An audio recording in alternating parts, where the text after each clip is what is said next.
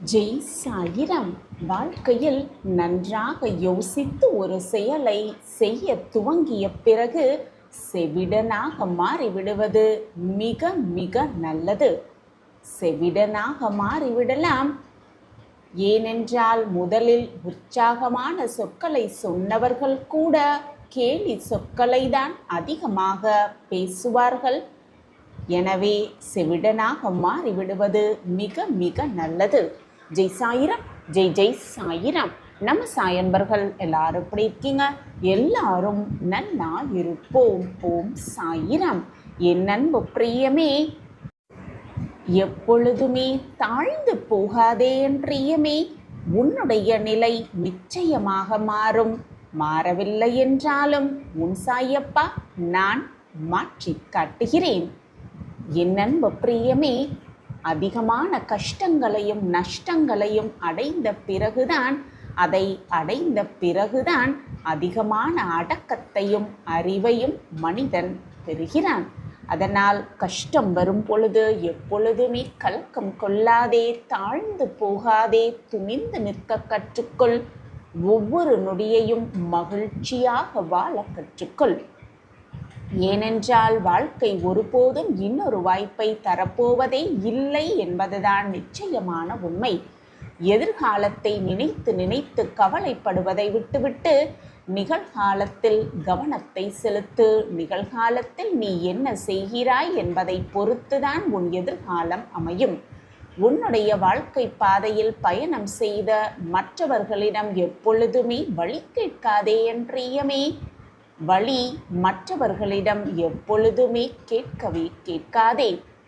என் அன்பு பிரியமே, உன்னை சுற்றி என்ன நிகழ்ந்தாலும், என்னதான் சூழ்நிலையில் நீ சிக்கி தவித்தாலும், எப்பொழுதுமே எதை அடைய வேண்டுமோ அதை மட்டுமே சிந்தனை செய்து கொண்டே இரு. உன்னுடைய செயலில் கவனத்தோடு இரு.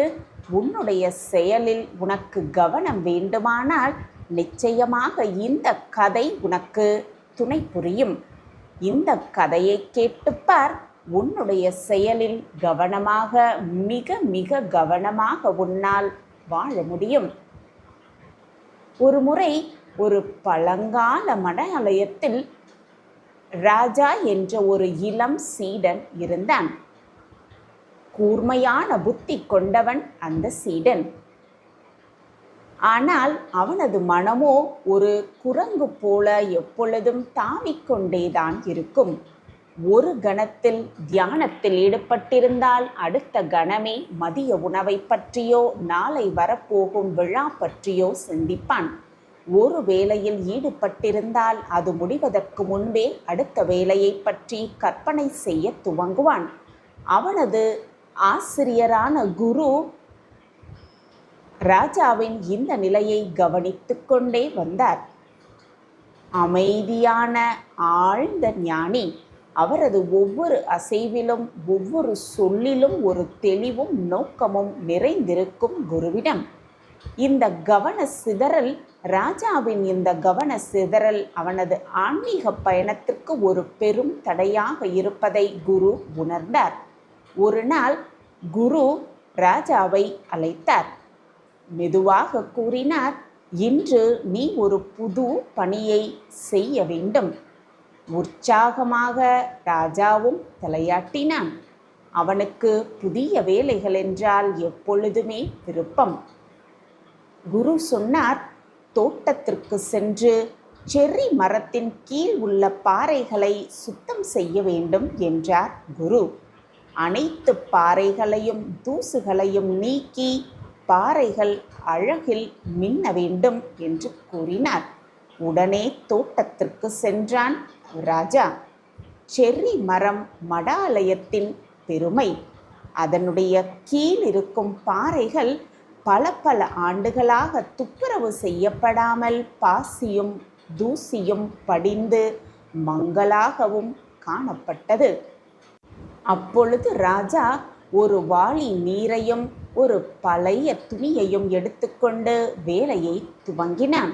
முதலில் அவன் மிகுந்த உற்சாகத்தோடு வேலை செய்தான். ஒவ்வொரு பாறையையும் கவனமாக தேய்த்து பாசியை அகற்றினான். ஆனால் சிறிது நேரத்திலேயே அவனது மனம் மீண்டும் அலைப்பாயத் துவங்கியது. இந்த வேலை எப்பொழுது முடியும்? மதிய உணவிற்கு என்ன சமைத்திருப்பார்கள்? மாலையில் என்ன பாடம் எடுப்பார் குரு போன்ற எண்ணங்கள் அவனது மனதில் ஓடிக்கொண்டே இருந்தது. அவனது கைகள் வேலையில் இருந்தாலும் கூட மனம் எங்கோ அலைந்து திரிந்தது. விரைவாக எந்த ஒரு வேலையையும் கவனக்குறைவாக மாறியது. சில இடங்கள் பாசிகளை முழுவதுமாக நீக்காமல் விட்டான். அரைக்குறையாக வேலை செய்தான். சில பாறைகளின் மீது கீறல்களையும் ஏற்படுத்தினான். அவன் அந்த வேலையை வேகமாக செய்து முடிக்க விரும்பினான். ஆனால் அதன் விளைவாக வந்தது அனைத்துமே பணி குறைவாக செய்தான். குரு மதிய உணவு இடைவேளையின் பொழுது தோட்டத்திற்கு வந்தார். ராஜா பெருமையோடு தனது வேலையை காட்டினான். நான் முடித்து விட்டேன் குருவே என்று கூறினான். ராஜா சொன்னான், எவ்வளவு வேகமாக நான் செய்தேன் பாருங்கள் என்று சொன்னான். அப்பொழுது குரு மெதுவாக பாறைகளை சுற்றி வந்தார். அவர் எந்த கருத்தையும் சொல்லவே இல்லை. ஆனால் அவரது புன்னகை சற்று மங்கி இருந்ததை ராஜா கவனித்தான். முகத்தில் ஒரு சிறு ஏமாற்றம் தெரிந்தது ராஜாவுக்கு. அவன் எவ்வளவு பாராட்டு கிடைக்கும் என்று எதிர்பார்த்திருந்தான். ஆனால் எதுவுமே கிடைக்கவில்லை. மெதுவாக ஒரு சிறிய பாறையின் மீது குனிந்து அதன் மேல் இன்னும் ஒட்டி இருக்கும் பாசியை தனது விரலால் தடவினான்.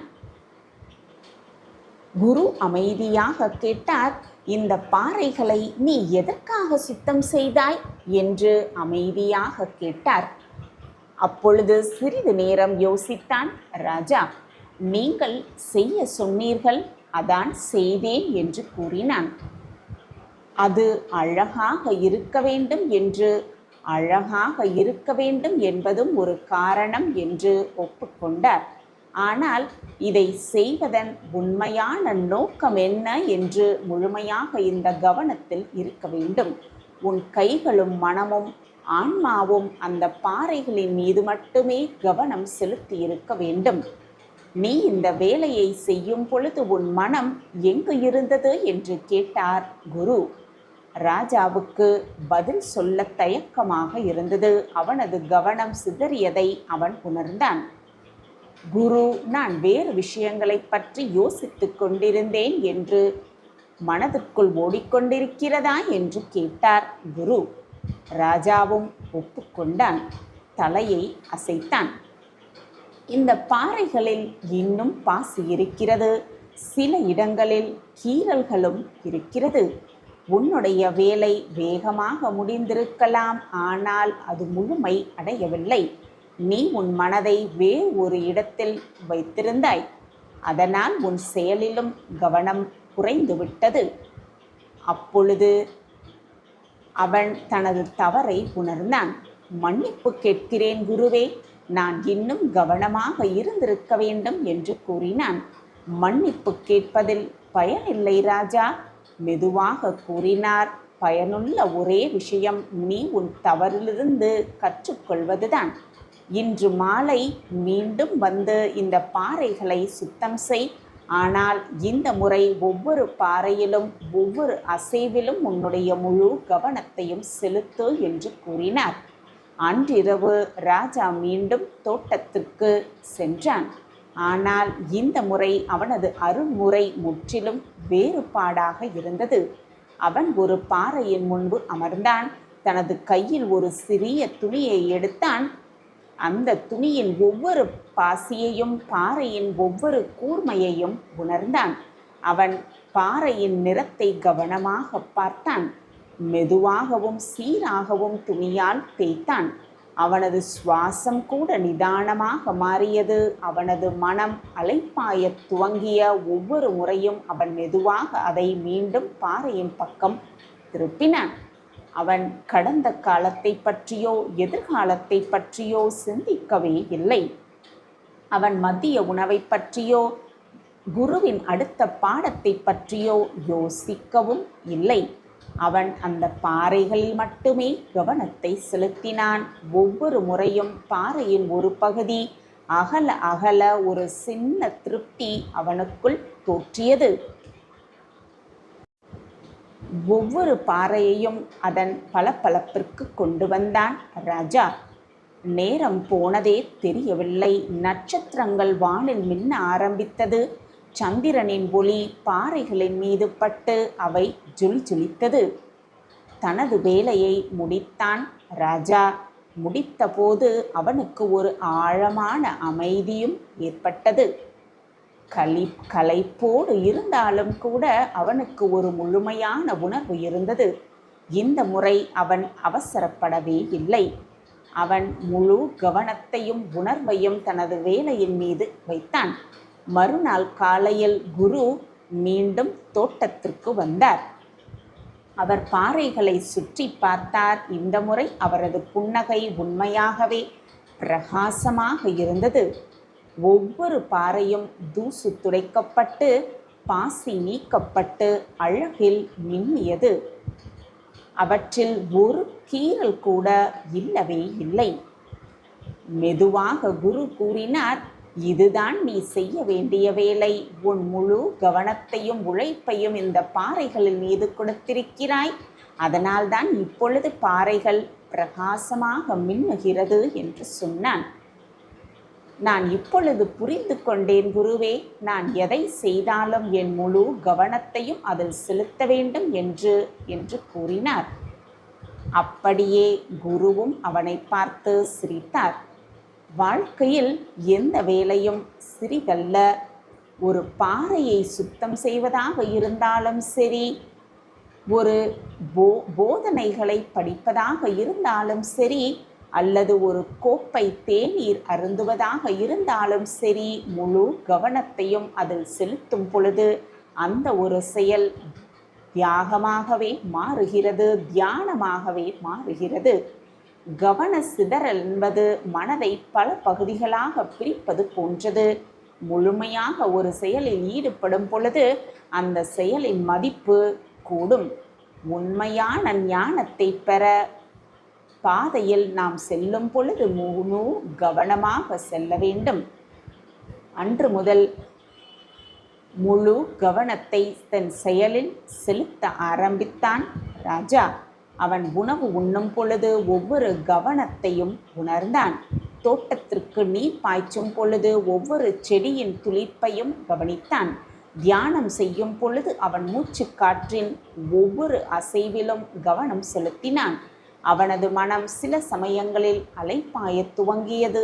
ஆனால் ஒவ்வொரு முறையும் குரு கற்பித்த பாடத்தை நினைவுபடுத்தி தனது கவனத்தை மீண்டும் நிகழ்காலத்திற்கு கொண்டு வந்தான். காலப்போக்கில் ஒரு சிறந்த சீடனாக மாறினான் ராஜா. அவன் எதை செய்தாலும் அதை முழு கவனத்தோடு செய்தான். அவனது மனம் அமைதியடைந்தது.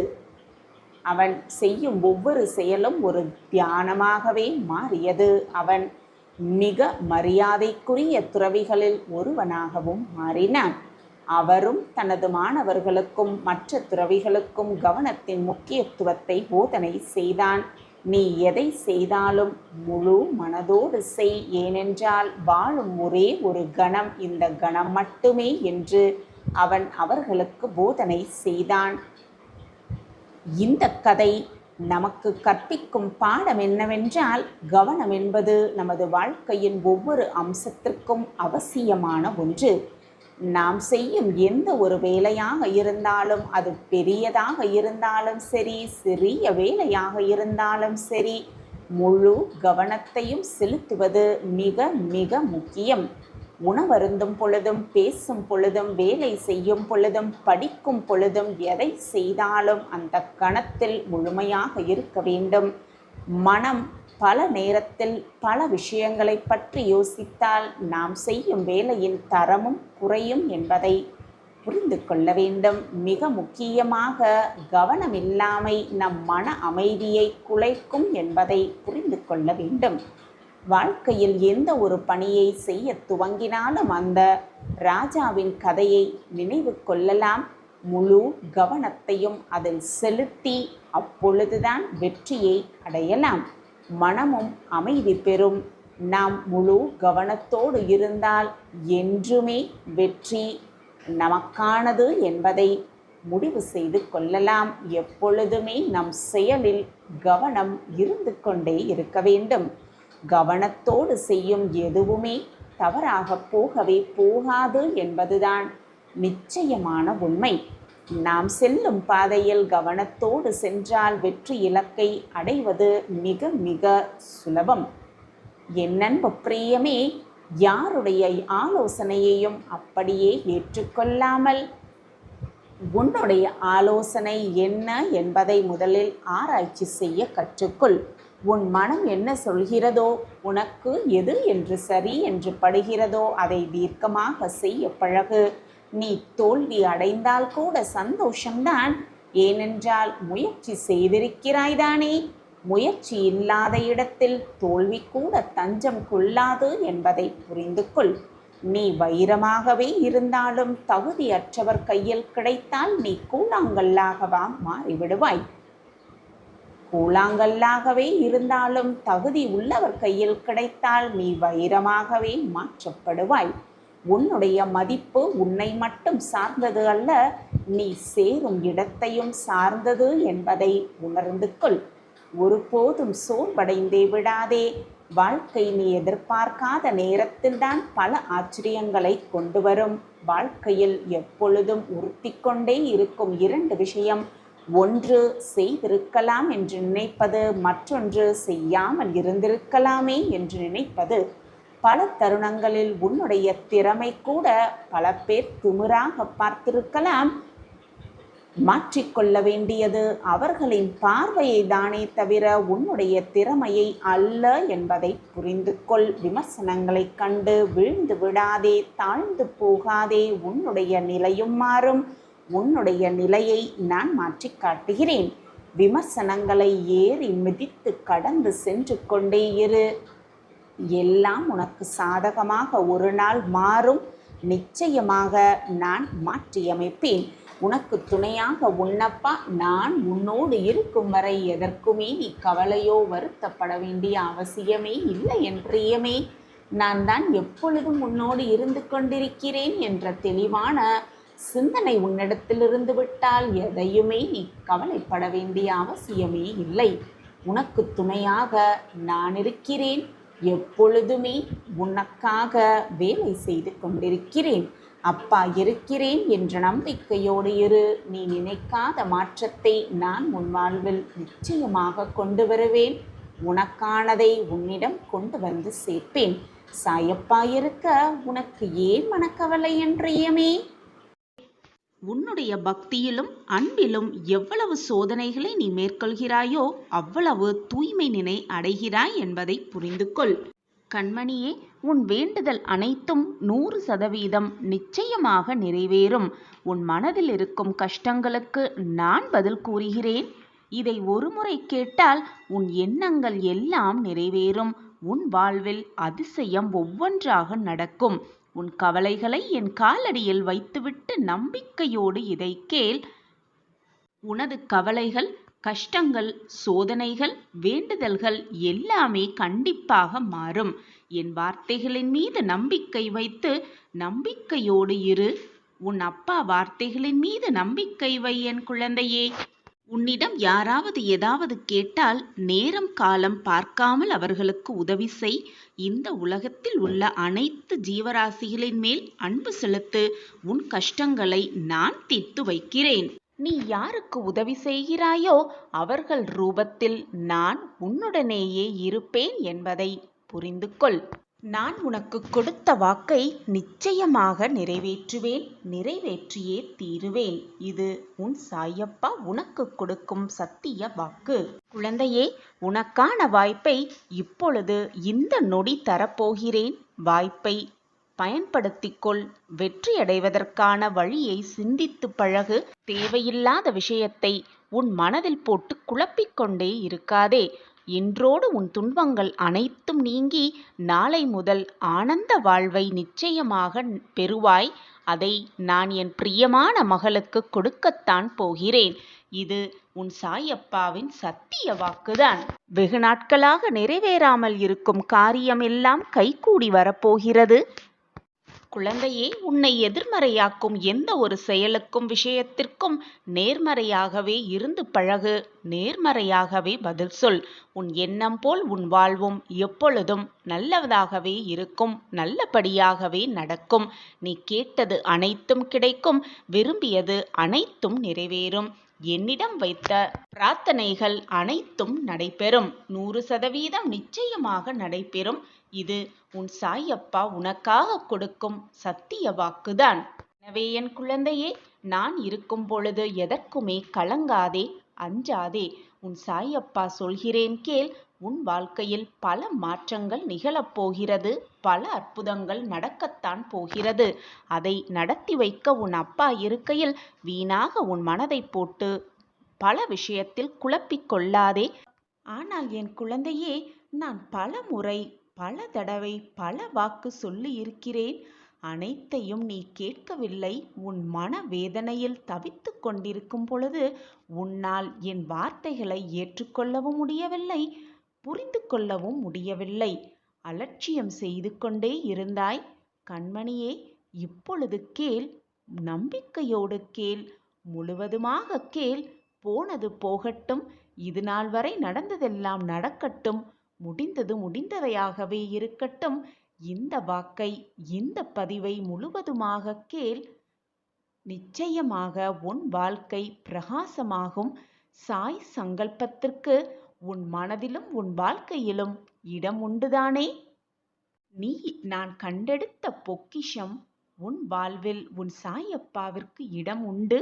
உன் மனதிலும் உன் சாயப்பாவிற்கு இடம் உண்டு என்பது எனக்கு நிச்சயமாக தெரியும் என் பிள்ளையே. பாசம் வைத்து வைத்து ஏமாற்றப்பட்டு கொண்டே இருக்கிறோமே, நம்பி நம்பி ஏமாற்றப்பட்டு கொண்டே இருக்கிறோமே என்று வேதனைப்படாதே. உனக்கு நல்ல நிகழ்வுகள் நிகழும். நல்ல மாற்றங்கள் உன் வாழ்க்கையில் நிகழும் என்ற நம்பிக்கையோடு இரு. அனைத்திற்கும் உன் சாயப்பா தான் சாட்சி. உனக்கு பரிவு காட்ட, உன் மீது பாசத்தை பொழிய, உன் மீது அன்பு செலுத்த யாருமே இல்லாமல் தவிப்பது போல உணர்கிறாய். உனக்கு ஆறுதல் சொல்லவும் ஆளே இல்லை. மன இறுக்கத்தால் பிதற்றிக் கொண்டிருக்கிறாய். உன்னை நினைத்து, உன் வாழ்க்கையை நினைத்து, உன் போராட்டத்தை நினைத்து நீயே கண்ணீர் சிந்திக்கொண்டே இருக்கிறாய். இதையெல்லாம் சமாளித்து நாம் வென்றுவிடலாம் என்று ஒரு முறை உன் மனதிற்குள் நினைக்கிறாய். அதே சமயம் வேறு விதமாகவும் எண்ணுகிறாய். இந்த பிரச்சனையிலிருந்து எப்படி வெளிவருவோம், இதை எப்படி சமாளிப்போம் என்று அப்படியே சோர்ந்து உட்கார்ந்தும் விடுகிறாய். நிம்மதி என்ற வார்த்தை கூட மறந்து போய்விடும் அளவிற்கு பல இன்னல்கள், பல பிரச்சனைகள், பல சோதனைகளை சந்தித்து விட்டாய். போதும் என் குழந்தையே.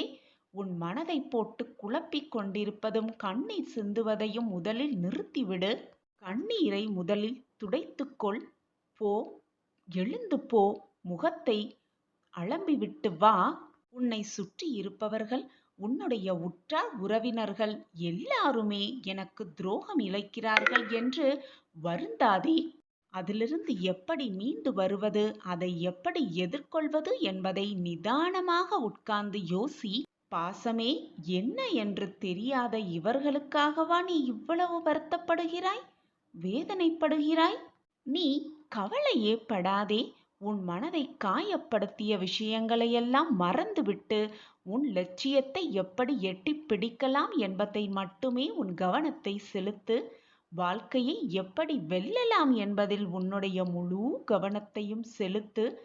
நீ வெற்றியடைவதற்கான வழியை நான் காட்டுகிறேன். பிரகாசமாக, மிக பிரகாசமாகவே. வாழ்க்கையில் வெற்றியடைய வேண்டுமென்றால் தேவையற்ற பேச்சுகளையும் தேவையற்ற எண்ணங்களையும் அறவே ஒழித்துவிட்டு எப்படி வெல்லலாம், எப்படி வாழ்க்கையில் ஜெயிக்கலாம் என்ற சிந்தனையை மட்டுமே மனதிற்குள் இருத்தி கொள்ள வேண்டும். முடிந்ததை பற்றி நினைத்து கொண்டு நோகடித்து கொண்டு வேதனைப்பட்டு கொண்டிருப்பதால் எதையுமே சாதிக்கவே முடியாது. வரப்போவதை நினைத்து பயந்து கொண்டிருப்பதாலும் எதையுமே வெற்றியை பார்க்கவே முடியாது. இப்பொழுது இந்த நொடி எவ்வளவு சாதிக்கலாம் என்பதை மட்டுமே உன் மனதில் நிறுத்திக்கொள். அப்பொழுதுதான் வெற்றி கனியை மிக சுலபமாக பறித்துவிட முடியும். அதை உன் சாயப்பாவோடு சேர்ந்து உன்னால் ருசிக்கவும் முடியும். நீ எடுத்து வைக்கும் ஒவ்வொரு அடியிலும் உனக்கு துணையாக பக்க பலமாக எப்பொழுதும் உன் சாயப்பா வந்து கொண்டே இருக்கிறேன், வந்து கொண்டே இருப்பேன் என்பதை ஒரு நிமிடம் ஒரு நொடி கூட மறந்து விடாதே. நீ துன்பத்தில் வாழ்ந்தாலும் உன் அருகில் நான் இருப்பேன். நீ இன்பத்தில் திளைத்திருந்தாலும் உன் பக்கத்தில் நான் இருப்பேன்.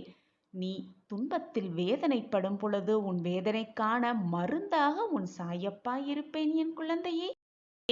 எப்பொழுதுமே சாயி சாயி என்று சொல்லிக்கொண்டு என் வரவை எதிர்பார்த்து கொண்டிருக்கிறாய் அல்லவா? இப்படி என் மேல் பாசமாகவும் அன்பாகவும் இருக்கும் என் பிள்ளையை பார்க்க நான் வராமல் சென்று விடுவேனா? பிள்ளையை பார்க்க வரும் பொழுது வெறும் கையோடு வர மனமில்லை எனக்கு. உனக்கு இனிப்பான செய்தியை வந்திருக்கிறேன், எடுத்துக்கொண்டு பெற்றுக்கொண்டு சந்தோஷமாக வாழ் என் குழந்தையே. எப்பொழுதுமே இப்படித்தான் சொல்லிக்கொண்டே இருக்கிறீர்கள். ஆனால் காக்க வைப்பதில் உங்களுக்கு அப்படி என்ன சந்தோஷம் என்று நீ என்னிடம் கேட்கிறாய். கண்மணியே, காத்திருப்பதன் பலனை நீ அறியும் பொழுது நீயே கண்கலங்கி விடுவாய். அதற்கான காரணம் உனக்கு புரியும் பொழுது உன் மனம் அதை ஏற்றுக்கொள்ளும் மனப்பக்குவத்தோடு இருப்பாய். உனக்கு வரும் விமர்சனங்களை ஒருபோதும் காதில் வாங்கிக் கொள்ளாதே. அது நல்லதாகவே இருந்தாலும் தீயதாகவே இருந்தாலும் அதை உன் மனதிற்குள் ஏற்றுக்கொண்டால் உன் வாழ்வில் நிம்மதி இருக்காது. உன்னை பற்றி குறை கூறுபவர்கள், உன்னை விமர்சனம் செய்பவர்கள் கூறிக்கொண்டே இருக்கட்டும், செய்து கொண்டே இருக்கட்டும். கலங்கிய விழிகளோடு உன் வேண்டுதல்களுக்கான பதிலை எதிர்நோக்கி காத்து கொண்டிருக்கிறாய் உன் சாயப்பாவிடம்.